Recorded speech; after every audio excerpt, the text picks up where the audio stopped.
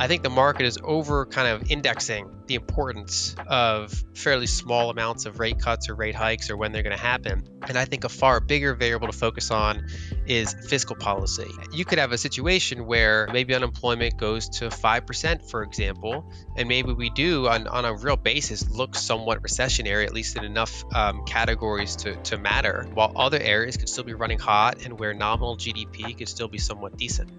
Hey everyone, this episode is brought to you by Mantra, the security-first, compliance-focused L1, which is onboarding the next wave of financial institutions. You're going to be hearing all about them later in the show, but for now, Mantra, thanks for making this episode possible. Super excited to chat to you. Been a long time reader and listener of your work, so this is a pretty special one for me for sure. Well, happy to connect for the first time. Well, I'd love to start with some of the recent work that you've been writing about. We've had this the fastest rate hiking cycle pretty much in history. But if you look at the current economy, we've been doing pretty well relatively. And I also know you've been doing some work on how that's potentially we've seen a bit of a muted rate hiking cycle. And I also believe that you think that we might also see, as these Fed rate cuts start to get priced in, with the first one being in September, you have this view that it might also be a muted rate cutting cycle. So I'd love if you could just first off explain why we've had this muted rate hiking cycle, and then what are your views for as we start to see this regime shift to cuts? Sure. So basically, compared to the rest of the world, the United States homeowners have more fixed rate debt, whereas many other homeowners in other parts of the world have more variable rate debt, or debt that stays fixed for kind of a shorter period of time and then becomes more variable. In addition, our corporations also locked in a lot of long duration fixed rate debt. More so than the average corporation in other markets. And so the result of that is that as the Fed raised rates, it wasn't particularly kind of impactful for the majority of homeowners or corporations. Where it was impactful is generally smaller parts of the market, like small business, kind of like loans from banks that are more short duration, or commercial real estate's obviously been kind of a train wreck. And in general, junk rated, corporate bonds that shorter duration, therefore get refinanced more regularly. But those are generally smaller markets than those other kind of core types of debt. And then ironically, the U.S. federal government has not that very long average duration. It's something like 6 years. But even that's kind of front loaded because you go from very short duration T-bills all the way up to 30 years. And so the fact that the average is like 6, realistically, a lot of it's in that first 2 years. And so as they hiked rates and then held them pretty high, a lot of that debt refinanced to higher rates, which means bigger interest expense and therefore bigger deficits, which ironically are kind of stimulatory on the economy, which offsets some of the hiking we've seen on the private sector. So overall, the U.S. was fairly resistant to rate hikes compared to the rest of the world. Now, back in 2022, I thought that they'd probably run into frictions sooner than they did. But it was by, say, early 2023, I started to realize that this duration mismatch is having quite a big effect, bigger and quicker than I would have guessed. And so I had to pivot my view toward that kind of that fiscal dominance theme and kind of reiterate that. And we're still largely in that regime right now. And one thing I raised in my recent newsletter is that we're probably going to see a similar phenomenon on the other side of this, which is that if the Fed mildly cuts rates, it's not potentially going to be very stimulatory because not that many people locked in debts at these higher rates that are worth refinancing. Basically, the last 40 years of U.S. financial history can be characterized by lower lows and lower highs of interest rates, including long duration rates like mortgages. This was the first cycle where we got a higher high in both short duration and long duration interest rates. And I think there's a good chance we're going to get a higher low in terms of interest rates, which kind of limits how much refinancing is out there. There's not going to be a lot of homeowners ready to jump in and refinance. Only the fairly small percentage that actually took out rates mortgages at these fairly high levels, which is obviously a decreased number because those rates are so high. And same thing for corporate debt. And so while it will impact some of those more rate sensitive areas of the economy, I think the market is overall over kind of indexing the importance of fairly small amounts of rate cuts or rate hikes or when they're going to happen. And I think a far bigger variable to focus on is fiscal policy, which is not controlled by the Fed, but rather controlled by the Congress and the president. Before digging deeper into what's coming up next in these upcoming cuts, would love to just hear a bit more about these couple months of what seemed like a bit of a slowdown in the economy. Um, what do you think has been driving that? Is it just like, if you take the argument that some of these interest rate hikes have been somewhat stimulative, has it just been just staying high enough for long enough has started to see that slowdown occur? Or what do you think has been driving it? So I think that's part of it. Staying high enough is starting to impact the private sector a little bit more with each quarter that goes by, especially the weaker side. So consumers that don't own assets and didn't lock in mortgage rates and maybe even have credit card debt with variable rates and things like that. Ongoing slow motion implosion in the commercial real estate sector. Those types of impacts. We're starting to see softening in the labor market. So unemployment rate jumps from 3.4% to 3.4% to 4.1%. We see an uptick in continuing claims, which is a fairly fast turnover indicator that we can check. And retail spending came in a little bit hot recently, Hmm. but it's still actually not really hot in the grand scheme of things. It just beat weak estimates. And so I think we're kind of seeing somewhat of a rotation. Basically, during and shortly after the lockdowns, when people couldn't travel and no one was really going out or anything, they loaded up on home purchases, consumer durables, goods, even homes and modifications to homes themselves. Then when things did open more, people rotated into travel and restaurants and things like that. There's kind of that pent up demand. It's okay. We got our consumer durables figured out. We bought all the stuff we want when we were locked at home, and now we're going to go, travel and eat out and stuff. So we saw that rotation where the consumer was really leading things. And if anything, we've had a mild manufacturing recession for a year and a half. Commercial real estate's in a depression. So there's weak areas of the economy, but then there's those stronger consumer side, and the consumer side has been reinforced by some of those interest expenses. But when you look at, for example, the higher income people, a lot of them locked in, fixed rate mortgages. They have money markets, so every time the Fed hiked rates, they get more income. They're on the receiving side in some cases of Social Security, and just overall their assets are doing quite well. Stock market's up, and so there's been a fairly significant amount of consumer spending on especially the higher end of the income spectrum. Um, and I think what the data start to show is that is softening a little bit. It's still positive, but it's softening. Meanwhile, we probably are seeing somewhat of a bottom in manufacturing activity. So it's not like people often think is a recession or no recession. Like, are we going Hmm. into one?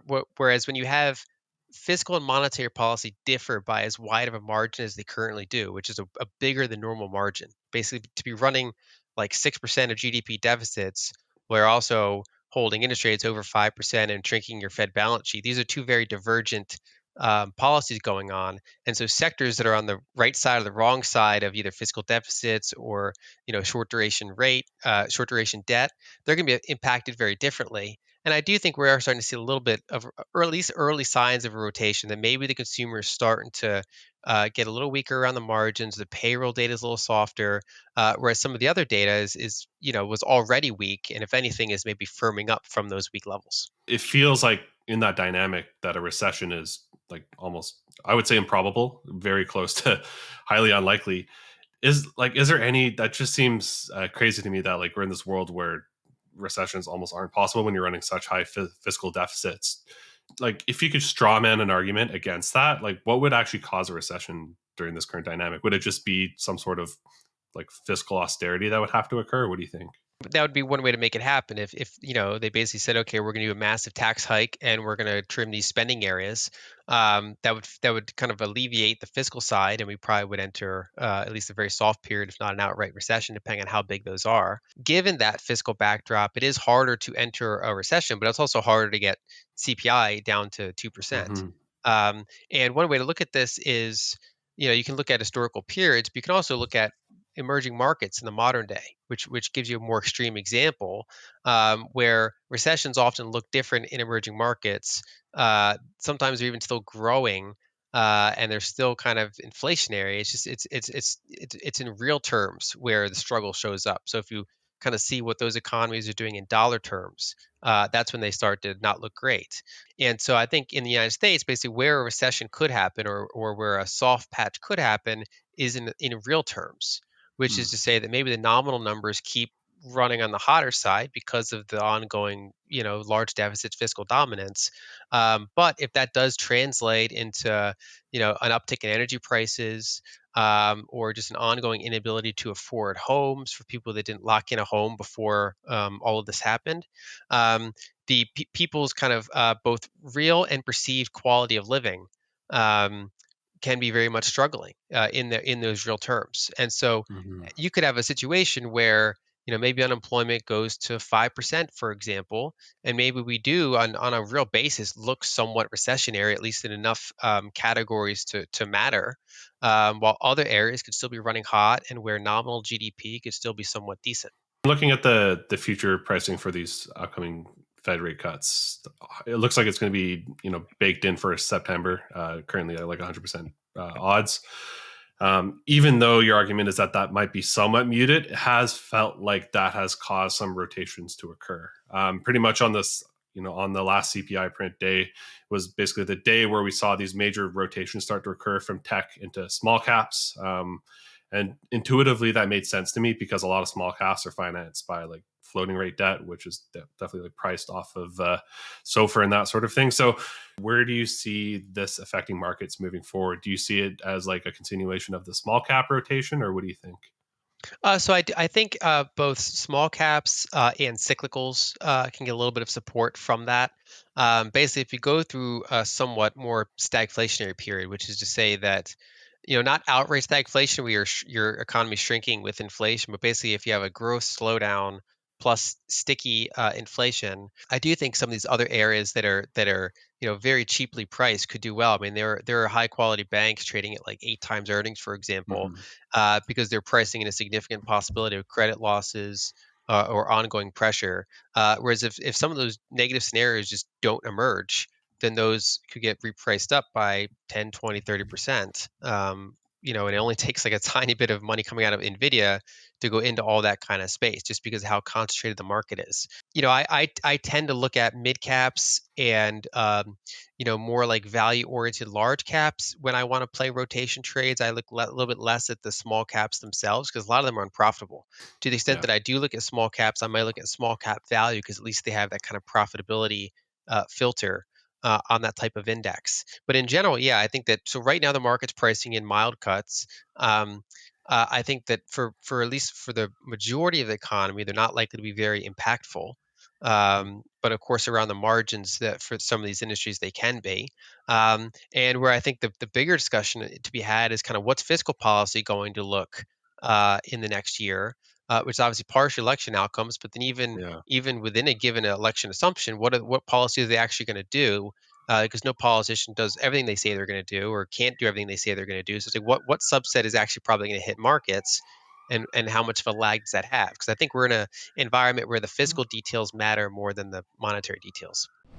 Hey everyone, this episode is brought to you by Mantra, the security first, compliance focused L1, which is onboarding the next wave of financial institutions into Web3.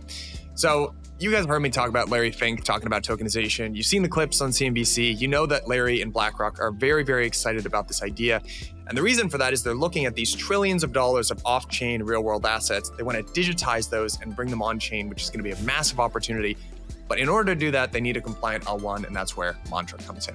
Mantra's been steadily climbing the ranks and now stands among the top 4 RWA projects on CoinGecko, which is representative of its rapid growth and influence in the tokenization space. Mantra's built using the Cosmos SDK, so they have some very cool stuff out of the box. They've got IBC interoperability. They also leverage CosmWasm smart contracts. Very cool design from an architectural standpoint. The next phase on the blockchain's testnet is Hongbai, so that's launching soon. So if you're a dApp developer or something like that, there's a lot of very cool opportunities for you, and I highly recommend that you click the link at the bottom of the show notes. That'll know that I sent you. Thanks very much again, Mantra, for making this possible. And again, guys, click the link at the bottom of the show notes. One thing that I know you wrote about really recently is the definition of fiscal dominance, because it's getting thrown around a lot, but I feel like a lot of people think of it as this either like on or off switch, as either we're in a fiscal dominance or not. But it seems like it's better to look at it as a spectrum. So how do you define that? And where do you feel like we are at in that spectrum, especially as we're leading into this upcoming election? Yeah, so I do think it's a spectrum rather than an on or off switch. And I think that the US has, I think we arguably entered fiscal dominance in the early ways of measuring it back in, say, 2017, 2018, more firmly by 2019. And then in this recent push, kind of the early part of 2023, or even late 2022, is kind of when we re-entered fiscal dominance. Because if you're right on the line, you could go in and out of kind of fiscal dominance versus if you're like say deep into the spectrum of fiscal dominance. And there's a couple ways to look at it.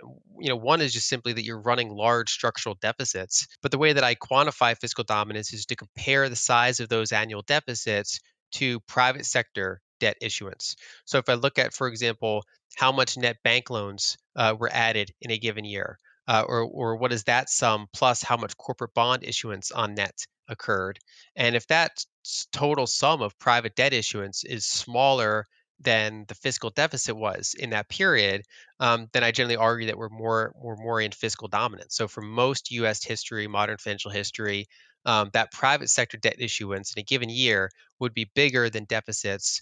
With some brief exceptions, kind of during and shortly after some recessions, not even all recessions, but some recessions. Whereas what we're seeing now is you see that environment even when you're not in a recession, which is kind of a structural fiscal dominance theme. Another way to measure it is to see that the deficit as a percentage of GDP is increasing during an economic expansion, while unemployment is either shrinking or is just low in absolute terms. Because again, then you have something that's very uncommon. If you look at U.S. history, we were not in an environment like that since the Vietnam War, and even then only briefly. Whereas roughly ever since 2017, we've been in a situation where deficits are structurally up as a percentage of GDP, even when unemployment rate is going down or at very low levels. Now, a country like Japan would be further into fiscal dominance. They're kind of way into it, whereas the United States is somewhere. I think we're in it, but we're not like as deep into it. So again, we can kind of have periods where we go in or out of it.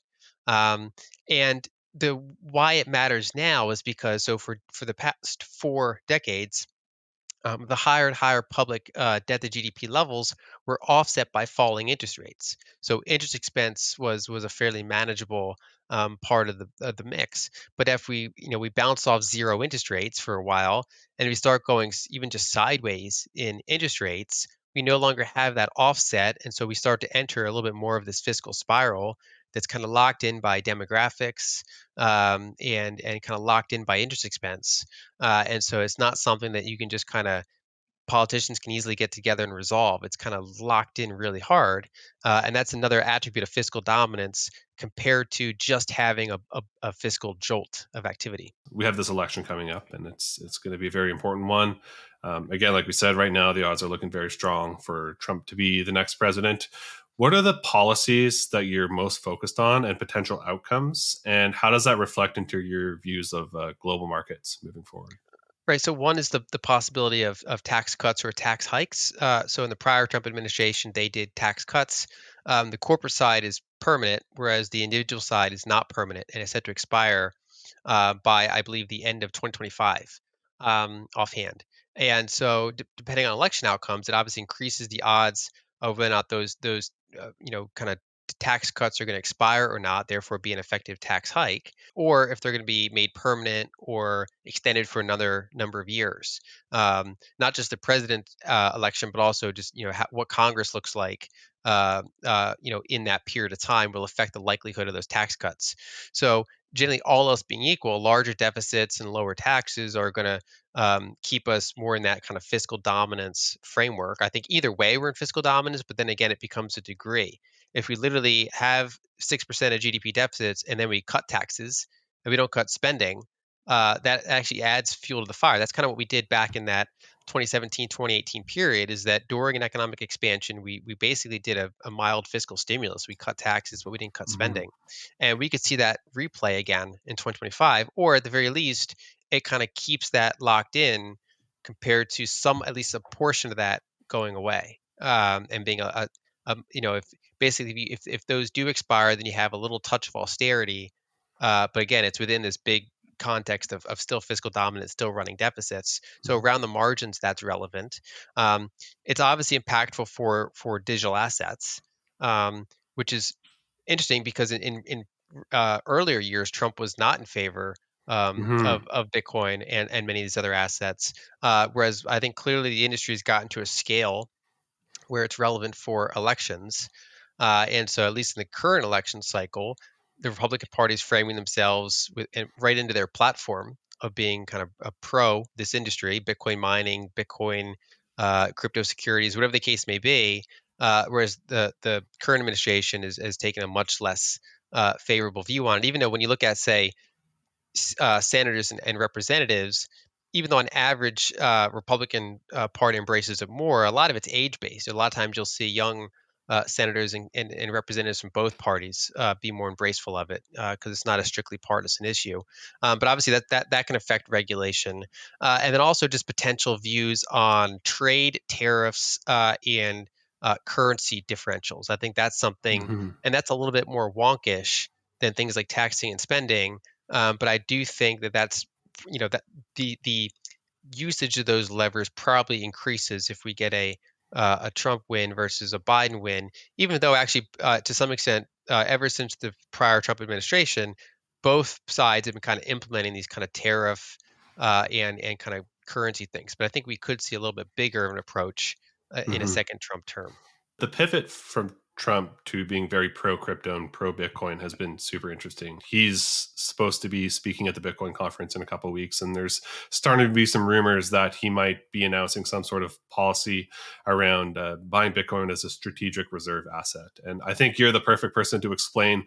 That sounds like very simple wording on the surface level, but I think it's quite nuanced because, again, like reserve asset is different from outright reserve currency. So could you explain, like, what are the implications of that idea and how is that different from being like a reserve currency? Because I don't think he's trying to say, oh, we want to replace the US dollar with Bitcoin as the reserve currency. So can you just explain that somewhere?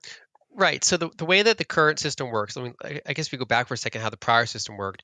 Most countries, as a reserve asset, would hold gold and they issue currency against the gold.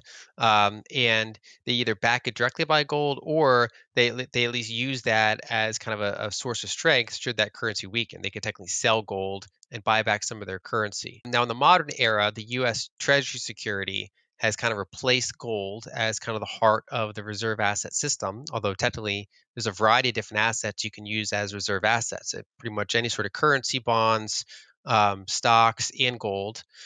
Most of that's liquid except for gold, which depending on where you store it, could take longer to dispose of. Basically, and that allows countries to protect their currencies during times of weakness, or they can kind of do mercantilist policies and purposely keep their currencies weak so that they have, for example, an edge in manufacturing.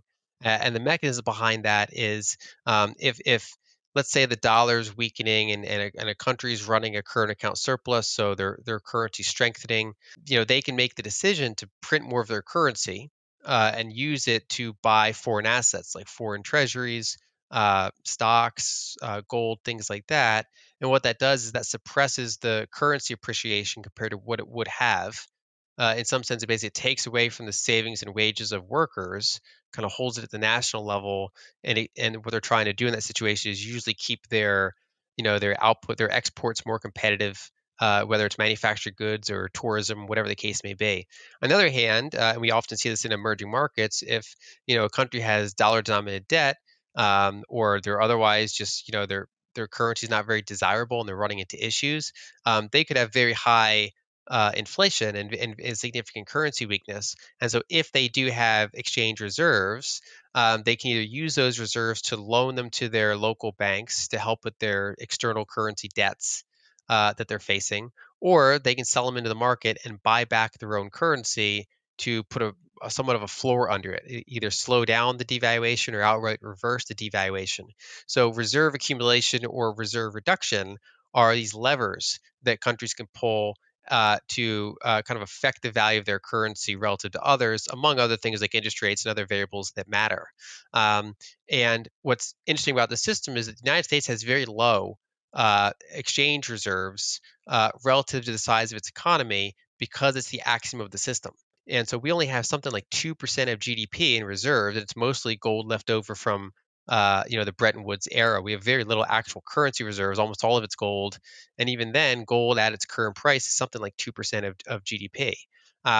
Whereas other developed countries often have 5, 10% or more of GDP. And emerging markets often have higher because they face more challenges. They generally need more reserves. And so one of the options or mechanisms that the United States could do if they want, right now, because the dollar is the reserve currency system, the whole world wants our assets. They bid up the value of our assets and our currency.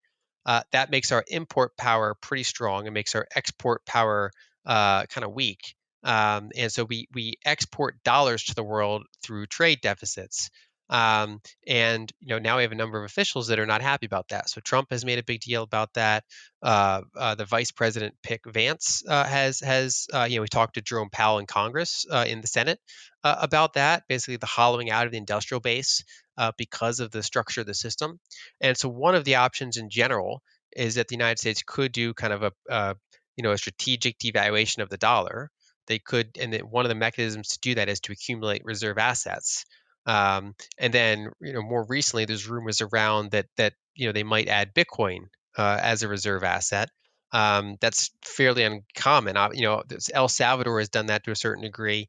It's not something you see. It'd be considered pretty unusual policy among current central banks. One of the easiest mechanisms for them to do that is that the United States already has something like 1% of Bitcoin. They already have over 200,000 coins from various asset seizures, and they periodically sell them into the market. So the lowest hanging fruit, if they wanted to do something like that without being particularly kind of dramatic, is to say, well, we already hold these assets, stop selling them and transfer them over to where we keep our reserves. So that's one option. The other option is just to outright accumulate them. That would obviously have more impact on price, more impact. It'd be a little bit more of a sensationalist type of event. Um, but in general, I do think that the likelihood of some of these kind of unusual policies, either the U.S. deciding to accumulate reserves in general, or get more into the weeds on currency differentials with some of our trading partners, I think that the likelihood of that kind of increases if we get a Trump presidency. Yeah, I don't think it can be understated just how different and unique these potential policies are that could be coming. You've been a long-term Bitcoin bull on some more long-term reasons. Like, where does that sit in your grand thesis? Like, is this sort of the end game, or do you see this as like a stepping stone to like outright reserve currency, or where do you feel like this sits in that grand story of Bitcoin? Well, so developed markets holding it as a reserve asset is pretty far along the line Hmm. of success. I mean, overall, the size is also, Yeah. getting as big as gold or getting as big as kind of the monetary bases of leading countries or getting bigger than any stock market capitalization. Those are also milestones. So overall, that does kind of continue the thesis of Bitcoin becoming increasingly one of the most attractive monies you can hold in the world. I mean, basically, the average developing country currency increases in supply at double digits per year. Like in Egypt, for example, is over 20%, and that's not super uncommon. In developed markets, on average, it's 6 to 9%. Obviously, the kind of the pandemic era blew that out to some extent, but over say the past 50, 60 years, you're generally looking at 6 to 9% supply growth. Gold is something like 2% or less, depending on the given year and the given production cycle, but it's pretty remarkably low at between 1 and 2%, usually around 1.5%, but going as high as two. Whereas Bitcoin has no long-term supply growth after its initial distribution cycle. It's already lower than gold in inflation as kind of a percent of supply growth now, and I think it's still kind of below its total addressable market for where it's going to get. Um, there's also just in general, like I think that if we removed those factors from the equation, I think probably by late 2025 will be an upcycle in global liquidity, and so that should over like all else being equal, be good for Bitcoin. But obviously, there are these one-time events or narrative changes that can come into play. Because one way you can think of Bitcoin is if you look at all the properties, they're obviously very attractive. But then what people do is they kind of have like this risk weighting associated. They're like, well, what is the percentage that the U.S. goes after it, or what is the percentage that there's some sort of big technical issue with it, or what's the percentage of X Y Z happening? And so Bitcoin is kind of priced like an option in that sense, where anything that kind of removes some of that long, like that right, that like that tail risk, can have a pretty big impact on the price because if you say, well, it's already great, but I was worried about this tail risk, and if that tail Mhm. risk either goes away or gets cut in half, well, then the remaining investment's extremely undervalued. So all of those things are favorable. In general, I start with conservative assumptions of not expecting these kind of like idiosyncratic events Mhm. and would be positioned just for a more typical cycle. But then if those events happen, they generally help, increase the odds that you're going to outperform to the upside. I think it's super interesting. Like sometimes, Bitcoin proponents get accused of being anti-dollar, but it feels like this is a situation where it actually almost complements the dollar. Do you see it that way? Like, do you see, like, just trying to think through like how this administration sells it? When they get up into like a presidential debate or something, like say Vance against Kamala in a debate, you can see her being like, "Oh, you want Bitcoin? You're against the dollar." But it feels like this is actually supportive of it, does it not? So the way I'd argue it is probably supportive of the United States, not necessarily the dollar per se, Hmm. because we talked before about how, for example, like Vance would argue that potentially the dollar reserve status is deindustrializing our manufacturing capability, which is something I've been writing about and talking about for Hmm. years. There's a case to be made that the current structure of the dollar system, while it does have benefits, those benefits are not evenly distributed. So if you work in government or Wall Street, or certain areas like that, you benefit from the U.S. being this big dollar export business. Whereas if you work in manufacturing, and increasingly, even if you work in defense, where you're worried about your national security of your own supply chains and things like that due to so much deindustrialization, then you're kind of on the wrong side of that. Um, and with his book and everything, Vance is kind of focused on the Rust Belt, the Hmm. deindustrialization of the U.S. And so I think that there's a case to be made that while you know adding reserves in that period of time is weakening of a currency typically. In the longer arc of time, it helps kind of protect it against kind of big weakness. But I think moreover, it just helps the United States as a whole and people that live here. So I think that's probably what the argument that they would make. When people are against the dollar, it usually comes in a couple different flavors. One is they associate the dollar with U.S. power, and so they want that diminished. Or they take that other approach of say, I want good things for the United States, including a vibrant industrial base, and the dollar policy is kind of currently against that. So there's Hmm. different things of what it actually means to be kind of pro or anti-dollar.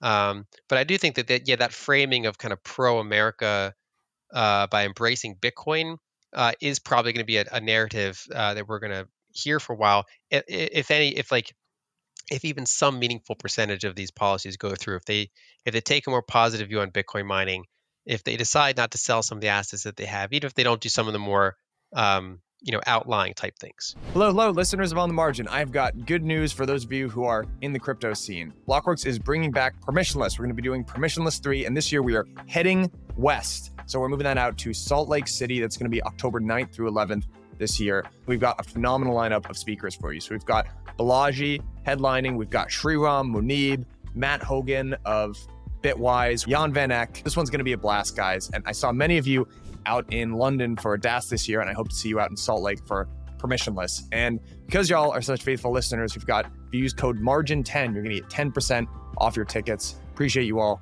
Hope to see you out there. I want to shift a little bit into oil and energy markets, which I know you follow very closely, and it's somewhat tied to what we've just been talking about these potential election outcomes. But we've had a decade or so of underinvestment in energy, and it's largely led to on net higher oil prices. A key policy that Trump has talked about is drill baby drill, and just basically really increasing the amount of domestic production of U.S. Shale and oil. What does that lead into your perspective on the energy and oil markets? Maybe like a 5 year, or maybe 2 to 5 year sort of medium term basis? So on average, the difference between Trump and Biden for this is I downweight this a little bit compared to other things we talked about, Mm, and that's because the actions of the Biden administration have been somewhat different than what they ran on. Basically, they mm, ran on more, not being particularly pro energy, but then because of the inflation issues that the United States encountered, they've actually not been particularly anti-energy. We hit, for a period of time, we hit new all-time high domestic production, oil production, for example. And so, and a lot of that's just driven by economics. So there was this mhm, period from, kind of during the 2010s and culminating in 2020, where a lot of companies were willing to drill unprofitably. Basically, in a zero interest rate world, people just kept giving them capital. They would light the capital on fire by drilling in ways that are not free cash flow positive, and no one cared. But when that all blew up in a couple different phases, with the final phase being 2020, now the industry, there's not a lot of capital going to it. The investors want capital discipline, so they don't want the money just being taken and put directly into the ground again. They want to balance drilling with having a good balance sheet, returning cash flows to shareholders, so that after a decade of this, there's actually something to show for it.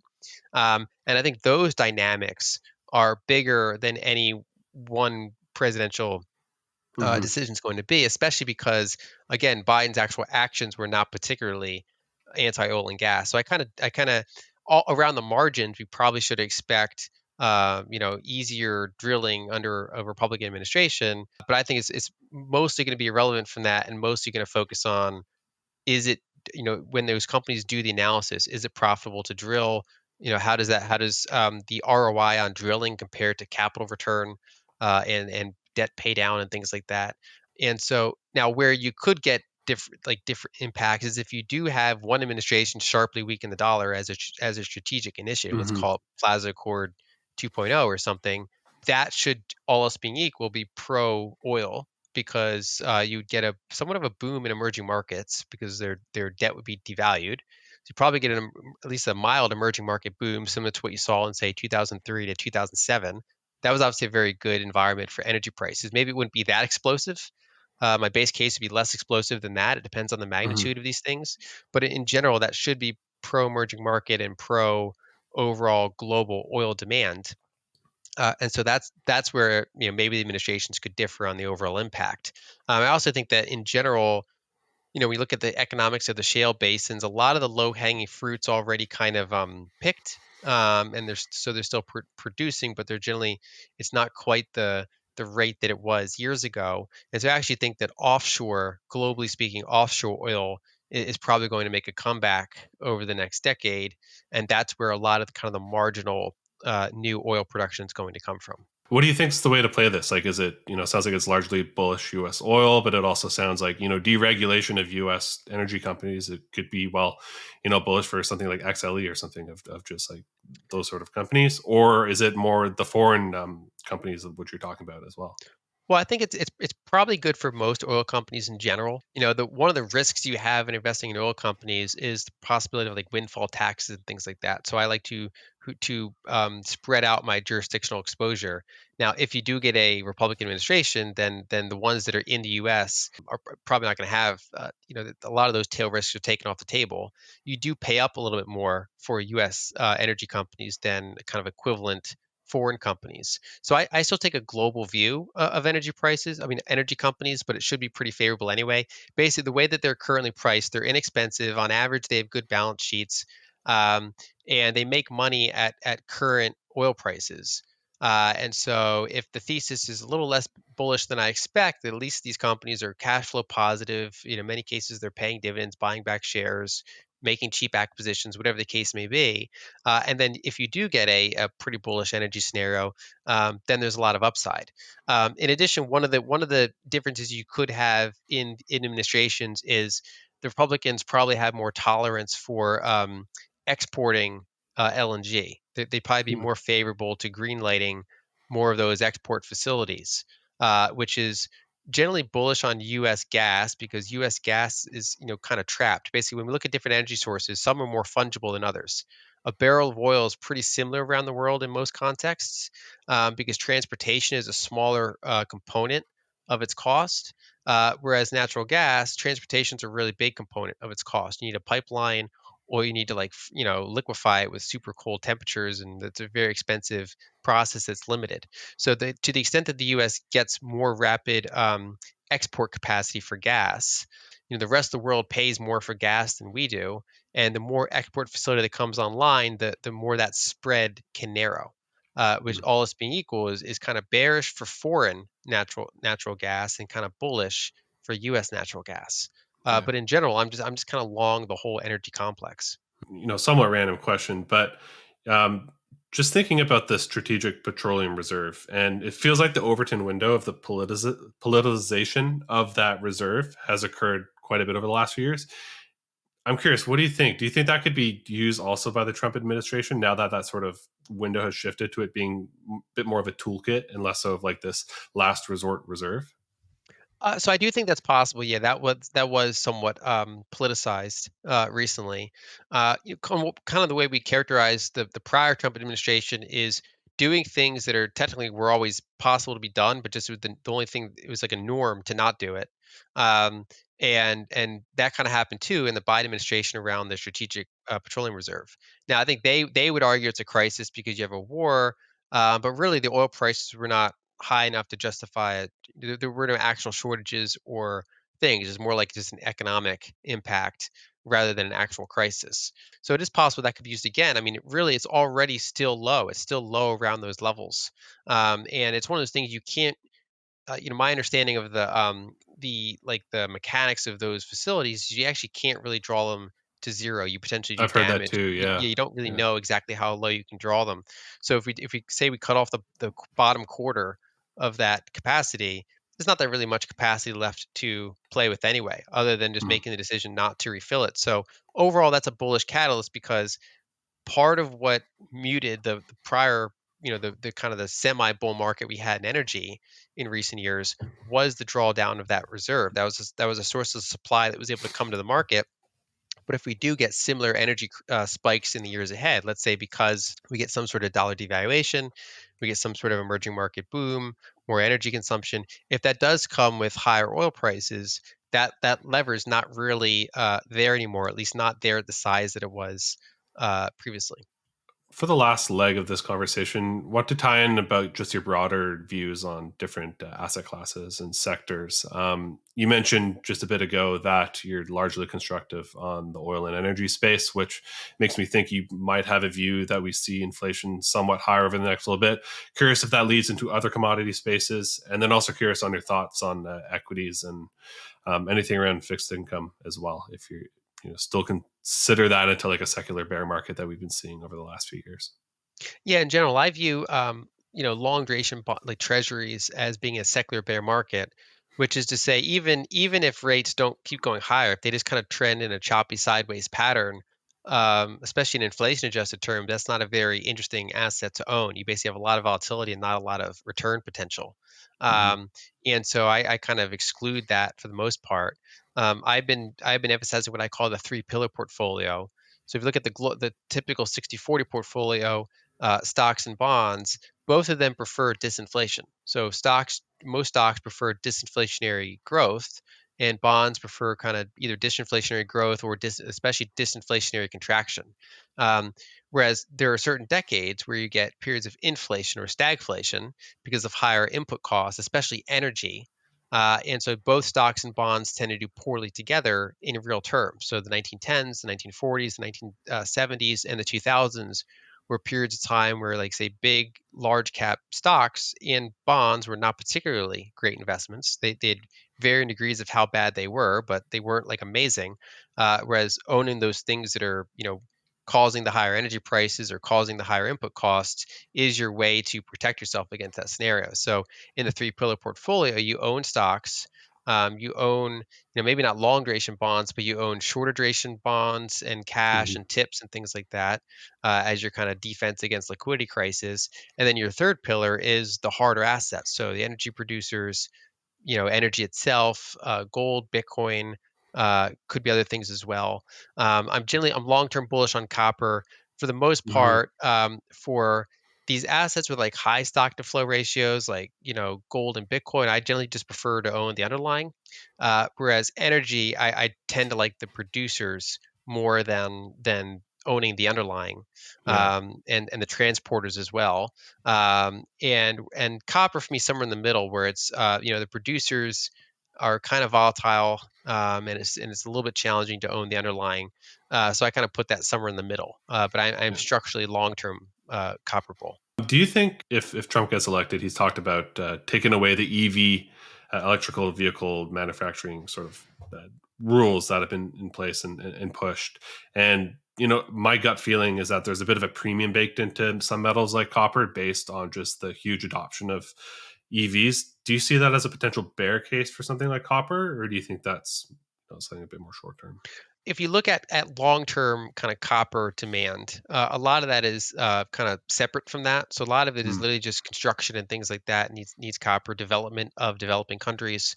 You look at say India's per capita copper usage, it's much lower than say America's per capita copper usage. So basically, as developing countries go up the developing ladder, that's generally bullish copper. Plus that there's not a lot of new supply coming online. It's a very long term process to get a new mine approved and to go through all the regulatory things like that.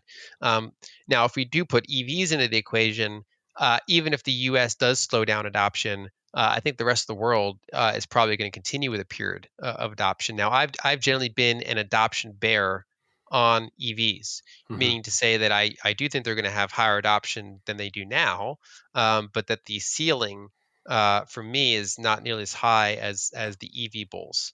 And of course, in the U.S., changing of subsidies and things like that do potentially even lower that ceiling more. So I'm less about I think that we are going to electrify more and more, but on average, that's not a thesis I'm playing as heavily as many others. Instead, I'm kind of focusing on the dent energy thesis, which is to say that while everybody thinks we're going to go wind and solar and EVs and everything, I'm kind of swinging the other direction and saying, well, we're not investing enough in some of these other areas, and so I've been bullish on the dense energy sources like oil and uranium and hmm natural gas, and things that either produce them or transport them or refine them and things like that. Yeah, the nuclear one is interesting. What's your view on that market these days? I know it sort of had a bit of a run up in the last year or so, but it's been a bit more muted, and it feels like it's the promise thing that people are always talking about. Any day now, the huge, you know, super bull market in nuclear and uranium is coming. But what are you seeing over there right now? Well, so I've been long uranium since 2020, and it has been a hmm very good performer. So there has been pretty significant fireworks, even though there's not been, say, a super spike. And as the thesis, now it's maybe not as pound the table as attractive as it was, Yeah. 4 years ago. But I'm still long it because I still think that utilities are going to have to increase their inventories of it. Demand, I think, is going to be bigger than probably the average person expects. The potential for small nuclear reactors is interesting. So for me, it's just kind of a long-term hold until we either get manic pricing, hmm or there's basically new supply coming online or some sort of shift down the line. So I like it as kind of a non-correlated investment. It's not very economically sensitive. hmm Copper and gold, like copper is economically sensitive in the sense that hmm if there's construction and capex cycles, there's more copper demand. When things are slower, there's less copper demand. Whereas uranium is more about keeping the lights on, and so that's generally less tied to cycles, and more tied to specific supply and demand dynamics in that industry. So I like it there as just an uncorrelated long investment. Lynn, really enjoyed our conversation and appreciate you coming on today. For those that somehow have not seen or read your work, where can they find more about you? So they can find me at lynalden.com, and they can also check out my book Broken Money, which is available on Amazon and elsewhere. Thank you. Awesome. Thanks.